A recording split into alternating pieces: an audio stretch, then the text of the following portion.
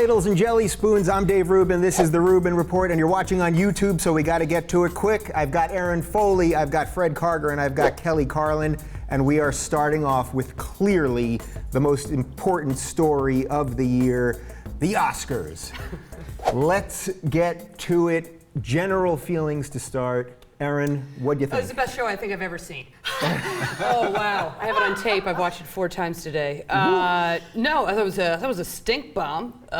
Good thing I was drunk. No, there was a couple ones. I thought Seth I thought one every 25 jokes worked. And then at the very end, he's like, thanks for staying. It's been the longest show ever. Then I'm going to do another number because the show was about him. All right, so chalk Erin Foley up as unimpressed. Fred Karger, what did you think? I have to agree, and I love the Oscars. I used to go to the Oscars, and I've it's seen an many important pictures night. of you holding Oscars with stars. You're always holding them very tight, and the Oscar in another hand. I used to crash the Oscar, ended up on stage a couple years, but it was a different era. They had better shows. Last night's, I think they were trying too hard. They're making a big effort for this younger demographic, which I guess they got according to the Nielsen's today, but I think they really missed the boat, and Seth should continue writing, and I think let's get Billy Crystal or Eddie Murphy or a comedian who can respond to what's happening at the show. That was missing. Yeah, because when you want young people, Billy Crystal is what comes to mind. Yes.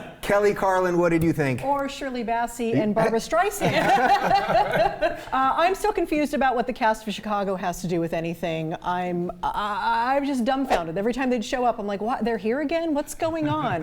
I was confused the whole time. I just kept writing on Twitter, confused. I'm confused again. What's going on? It seemed like a big mishmash of stuff. Just a lot of stuff. Kristen Stewart was definitely confused. I didn't watch the red carpet, and I don't know. I'm not on my Kristen Stewart Twitter feed every 2 seconds, so I had no idea she cut her foot. The first time you see her, she's hobbling out. She's like a bruised arm. Her hair's all like. I was like, what? Did she just bang a cameraman right before she went on stage? Like, what is happening?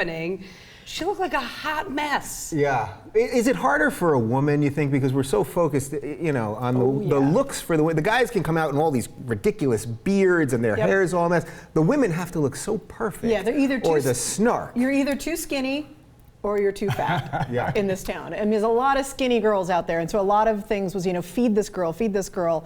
I can't even imagine. It's impossible standards. Yeah. You're screwed either way. I just wanted her to walk properly and not look completely blazing high. You know? I mean, I got a high bar for her. Have we confirmed that she wasn't high? Because I didn't realize the ankle thing either. And she looked like she had just done drugs, stumbled out, and then just fumbled through the thing. She could have been on painkillers. I mean, I don't know. My favorite moment was when Jennifer Lawrence tripped. I just thought, I just awesome. Yes, real moment. Thank you. Yeah. And she handled herself so well. She was like joking around, and she was awesome. She's cool. What do you guys think of the idea that the host can sort of never win? Because pretty much exactly what you all said, that, no matter how good he is, you're going to get the snark on Twitter, of course, and people are going to go crazy. Now, you're the non-comedian at the table, so as a regular citizen, which is how we refer to non-comedians. I'm regular. Yes, as a regular citizen of the United States, what do you think for the host? Is it an unwinnable proposition? Basically, but I think they had the biggest loser last night in Seth, and I don't mean to criticize him just for that, but it was poorly done on his part, and the writing was terrible. Where was Bruce Vilanch? Where were those jokes when there was a trip on stage? You're supposed to come and respond to that trip. There was not one mention of anything that happened in the show. It was all scripted. I think Seth MacFarlane could have just taped that thing a week ago and phoned it in, and that was missing. Yeah. I think they need to get the Pixar writers, because the Pixar writers have a way of writing jokes for the grown-ups in a theater and at the same time the kids. Yeah. And it's the same thing with the Oscars. You have to please the insider Hollywood crowd, and you have to please 10 billion people watching around the world. Yeah. So I know it can be done, and it has some years, but. And Seth MacFarlane, very funny, extremely talented human being. Insanely it talented, just wasn't Yeah. funny. I wasn't laughing. Except for the sock puppets. Sock puppets were Best great. moment People ever. love the sock They were. puppets.